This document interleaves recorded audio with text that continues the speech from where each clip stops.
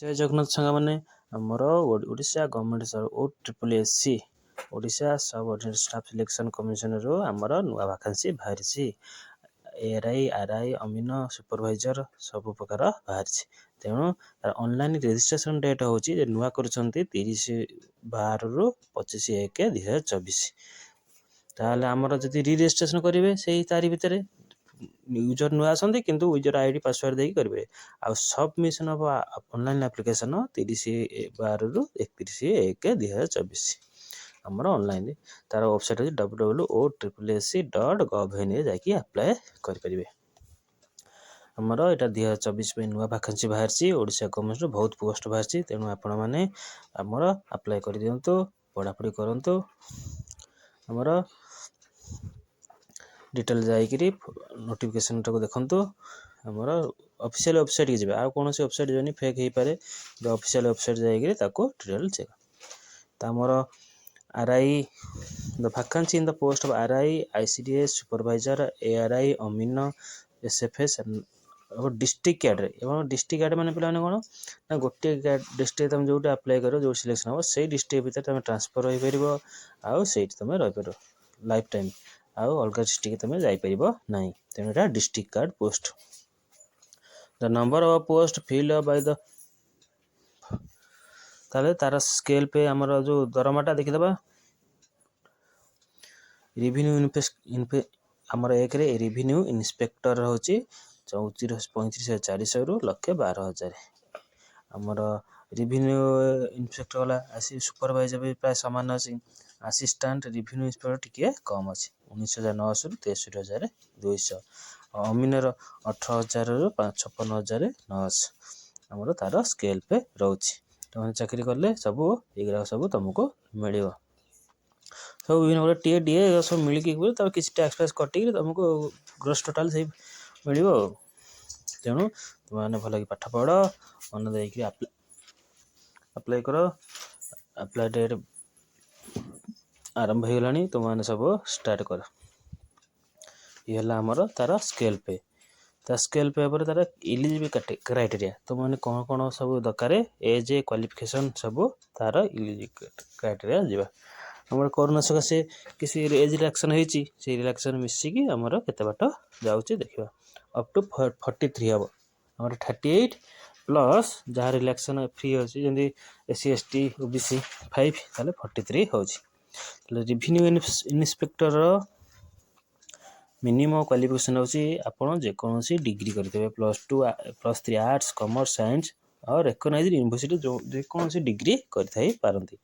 तमर आपनकर बयस 38 होइथबो 20 रु 38 भितर होइथबो आ जदी SC ST असन तमर रिलैक्सेशन 5 इयर्स अछि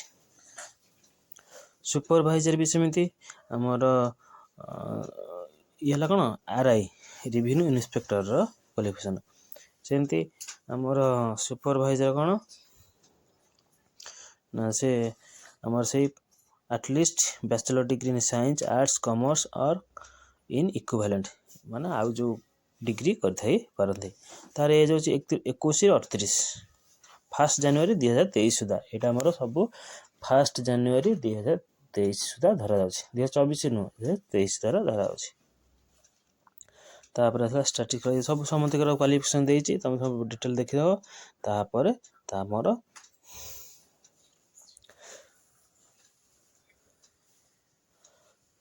फील्ड सुपरवाइजर सब अच्छी तुमने देखी नियो सब एडवर्टाइज को भल भाव जानी पार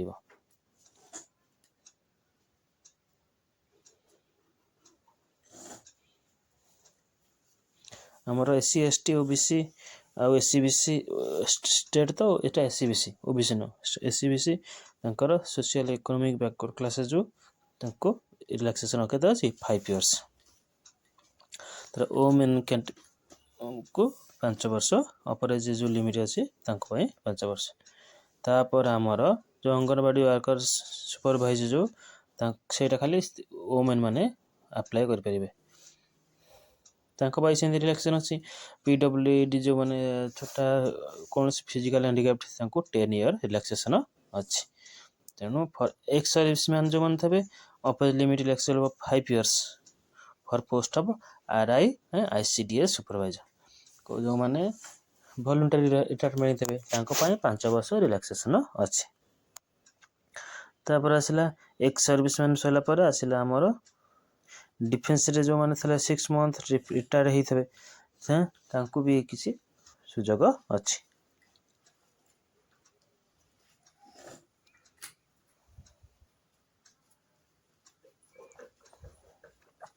ତାପରେ ଆସିଲା ଏଇଟା ସବୁ ଡିଷ୍ଟ୍ରିକ୍ଟ କାର୍ଡ଼ ପୋଷ୍ଟ। ତୁମେ ଯେଉଁ ଡିଷ୍ଟ୍ରିକ୍ଟ କରିବ ଆପ୍ ସିଲେକ୍ସନ୍ ହେବ ସେଇ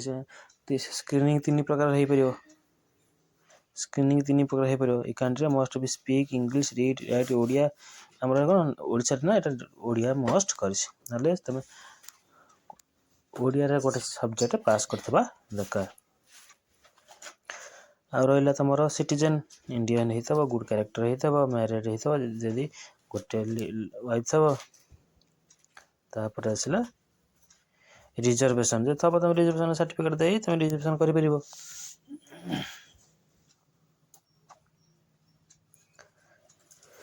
ତ ଯେଉଁମାନେ ଡିଜାବିଲିଟି ଥିବେ ସେମାନେ ସାର୍ଟିଫିକେଟ୍ ପ୍ରପର୍ ସାର୍ଟିଫିକେଟ୍ ଦେଇକି ଆପ୍ଲାଏ କଲେ ସେମାନଙ୍କୁ ରିଲାକ୍ସେସନ୍ ମିଳିବ, ଆମକୁ ସବୁ ପ୍ରକାର ସୁବିଧା ମିଳିପାରିବ। ତେଣୁ application having temporary disabled should not be applied as the PW as not eligible. Such application shall be temporarily rejected. ଯଦି ତୁମେ ସାର୍ଟିଫିକେଟ୍ ଆପ୍ଲାଏ କରିବ ରିଜେକ୍ଟେଡ଼ ହେଇପାରିବ। ତେଣୁ ତୁମେ ଠିକ୍ ଆଉ ଏଇଟା ଆମର ଏକ୍ଜାମ୍ ଫି କିଛି ନାହିଁ, ତୁମେ ଏଇଟା ଫ୍ରିରେ ଆପ୍ଲାଏ କରିପାରିବ। ସେ ପ୍ରଥମେ ଫ୍ରି ସମସ୍ତ ପାଇଁ କିଛି ଲୋକ ପାଇଁ ରହୁଥିଲା, କିଛି ପାଇଁ ନଥିଲା, ଏବେ କିନ୍ତୁ ସମସ୍ତ ପାଇଁ ଫ୍ରି, ଯିଏ ପକାଇ ପାରିବ ସମସ୍ତେ ପକାଇ ପାରିବ, କିନ୍ତୁ ଏକ୍ଜାମ୍ ଫି କିଛି ନାହିଁ। ତାର ଲାଷ୍ଟ ଡେଟ୍ ଅଛି ଆମର କ'ଣ 31/1/2024 ଜାନୁଆରୀ ମାସ ଶେଷ ଯାଏଁ। ଆମର OSSC www.OSSC ଯାଇକି ସେଠି ଆପ୍ଲାଏ କରିପାରିବ। ପ୍ରଥମେ ରେଜିଷ୍ଟ୍ରେସନ୍ କରିବ, ନୂଆ ହେଇଥିଲେ ଫାଷ୍ଟ ଟାଇମ୍ କରିଥିଲେ ରେଜିଷ୍ଟ୍ରେସନ୍ କରିବ, ଯଦି ପୁରୁଣା ହେଇଥିଲେ ରେଜିଷ୍ଟ୍ରେସନ୍। ମାନେ କ'ଣ ତୁମ ୟୁଜର୍ ଆଇ ଡ଼ି ଯେଉଁ ଥିବ ସେଇ ୟୁଜର୍ ଆଇ ଡ଼ି ଦ୍ୱାରା ତୁମେ ଆପ୍ଲାଏ କରିପାରିବ। ତାପରେ ସବମିଶନ୍ ହେବ ଅନଲାଇନ୍ ଆପ୍ଲିକେସନ୍। ଆମର ଅନଲାଇନ୍ ଆପ୍ଲିକେସନ୍ଟା ତାର କିଛି ଡେଟ୍ ଥିଲା, ସେ 31/1/2024 ସୁଦ୍ଧା ଆପ୍ଲାଏ କରିପାରିବ। ଯଦି କିଛି ଭୁଲ ଭାଲ ଥିବ ତୁମ ରିଜେକ୍ଟ ହୋଇପାରେ। ତାପରେ ତୁମର ହେଲା ଫଟୋ ସିଗ୍ନେଚର ସବୁ ଡକୁମେଣ୍ଟ ଗୁଡ଼ା ସବୁ ଆମର ତାକୁ ଦେବ। ଫଟୋ 20ରୁ 50 KB ଭିତରେ ହେଇଥିବ, JPG ଫର୍ମାଟ୍ ହେଇଥିବ, ନହେଲେ JPG PNG। ଆମର ଯେଉଁ ଆମର ସାର୍ଟିଫିକେଟ୍ ମାର୍କସିଟ୍ ଗୁଡ଼ାକ ଯେଉଁ କ୍ୱାଲିଫିକେସନ୍ ମାଗୁଛି ତାର ସାର୍ଟିଫିକେଟ୍ ସବୁ 120ରୁ 100 KB ହେଇକିରି ତାକୁ ଲୋଡ଼ ଅପଲୋଡ଼ କରିପାରିବ। ଆଉ ଚାହିଁଲେ ତୁମେ ମୋବାଇଲରେ କରିପାରିବ, ନହେଲେ କୌଣସି ପାଖେ ଇଣ୍ଟରନେଟ୍ କାଫେରେ ଯାଇକି କରିପାରିବ। ତାର ଫଟୋଗ୍ରାଫ ଭଲ ହେଇଥିବ, କ୍ଲିଅର ଆସିଥିବ, ଆଡିସନାଲ୍ ଥିବ, ଭିଜିବୁଲ୍ ଥିବ, ସବୁ ଠିକ୍ରେ ଥିବ। ତେଣୁ ଆମର ଓଡ଼ିଶା ଗଭର୍ଣ୍ଣମେଣ୍ଟରେ ବହୁତ ହ୍ୟୁଜ୍ ଭ୍ୟାକାନ୍ସି ବାହାରିଛି, ତୁମମାନେ ଆପ୍ଲାଏ କର, ଭଲ ଦେଇକି ପାଠ ପଢ଼, ସବୁ ଆମେ ପାଇପାରିବା। ଭେରିଫିକେସନ୍ ତ ଅରିଜିନାଲ୍ ଏମିତି କିଛି ନାହିଁ, ସବୁ ଜେରକ୍ସ ସ୍କାନିଂ କରିକି ଦେବ। ଭେରିଫିକେସନ୍ ଅରିଜିନାଲ୍ ଡକୁମେଣ୍ଟ ଦରକାର।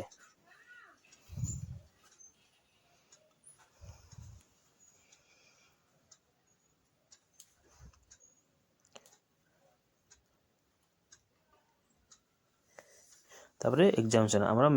ମେ ଜୁନ୍ 2024 ଭିତରେ ହୋଇପାରେ। ତେଣୁ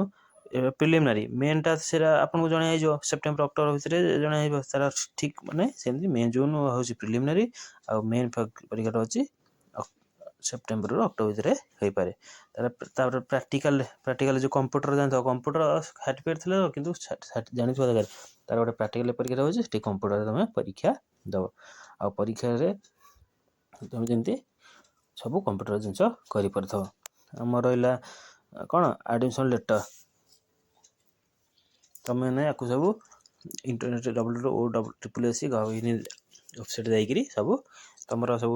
ଆଡ଼ମିଟ୍ କାର୍ଡ଼ ସବୁ ଲଗ୍ଇନ୍ ID ପାସୱାର୍ଡ଼ ଦେଇକି ଆଡ଼ମିଟ୍ କାର୍ଡ଼ ଡାଉନଲୋଡ଼୍ କରିକି ତୁମ ମେଲ୍ ଯିବ, ମେସେଜ୍ ଯିବ, ମୋବାଇଲ୍ ନମ୍ବର ଯେଉଁ ତୁମ SMS ଯିବ, ଯାଇକି ତୁମେ ସେଥିରେ ତୁମ ସବୁ ଡାଉନଲୋଡ଼୍ କରିକି ଆଣିପାରିବ।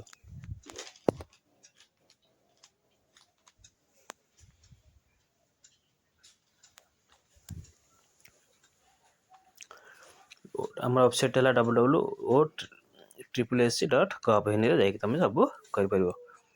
ତାପରେ ରହିଲା ତାର examination pattern, plan of examination. ଆମର ମ୍ୟାଥମେଟିକ୍ସରେ 20 ମାର୍କ, କୋଡ଼ିଏଟା क्वेश्चन 20 मार्क जनरल स्टडीज 20टा क्वेश्चन 20 मार्क इंग्लिश 20टा क्वेश्चन 20 मार्क ओडिया 20टा question 20 mark logical reasoning 20 mark 20टा क्वेश्चन टोटल है 100 मार्क 1.5 घंटा भितर तुम 100 मार्क परीक्षा दब एटा जो कौन प्रिलिमिनारी एग्जामिनेशन रे सब एमसीक्यू टाइप रे पड़िबो तापर है मेन एग्जामिनेशन रहिला मेन एग्जामिनेशन कौन हम ना सब 40 मार्क ना पड़ो टोटाल 180 मार्क 3 घंटा सबुतु mathematics general studies English Odia computer total 40टा ना सबुतु पड़ो ना ओडिया टा 20 पड़ो टोटाल 180 मार्क 180 मार्क को तुम से एमसीक्यू टाइप रे आसीबो तुम ताको 3 घंटा भितर करके हमर दब तापर तुम अप्लाई कर सारा पर प्रिंट कर रखिथब तुम किसी जो आमर टाइम हो मन मेसेज आसो ईमेल देखिबो आमर सब जानबो तापर आसीबो सहीला मेन परीक्षा पर practical test practice skill test in basic computer skill 50 mark 1 घंटा भितर तापर एतरे नेगेटिव मार्क भी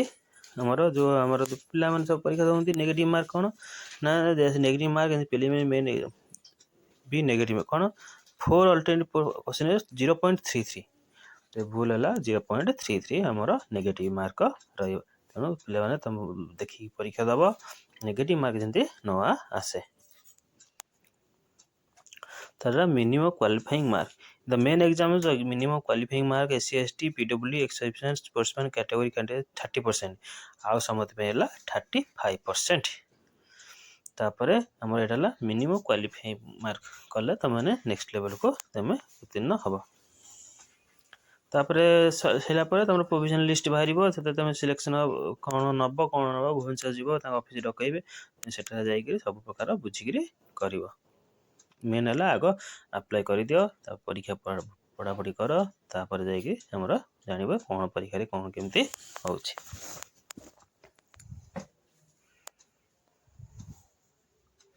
ये हमारा Odisha state staff selection commission यहाँ बाहरी तापर स्क्रीनिंग 3 प्रकार होची तुम कौन जी पोस्ट हो तार सर्टलिस्ट हम तार 5 टाइम्स डाकिबो तापर सेकंड स्क्रीनिंग 3 टाइम्स डाकिबो तापर थर्ड सिलेक्शन जहाँ जान तो वेरिफिकेशन डकला माने तुम हो गला 99% तुम क्लियर सर्टलिस्ट हो गला 125% माने 100टा पोस्ट को 125टा पिला को डाकिबो सेतु डॉक्यूमेंट वेरिफिकेशन हम से प्राय पिला कटती नहीं जहाँ डॉक्यूमेंट किसी न कटे एमती आमर सिलेक्शन पचार तेणु तुम मैंने मन दे पाठ पढ़ आमर सब अप्लाई करी पाई जाओ thank you for watching my video subscribe my channel and find the notification thank you.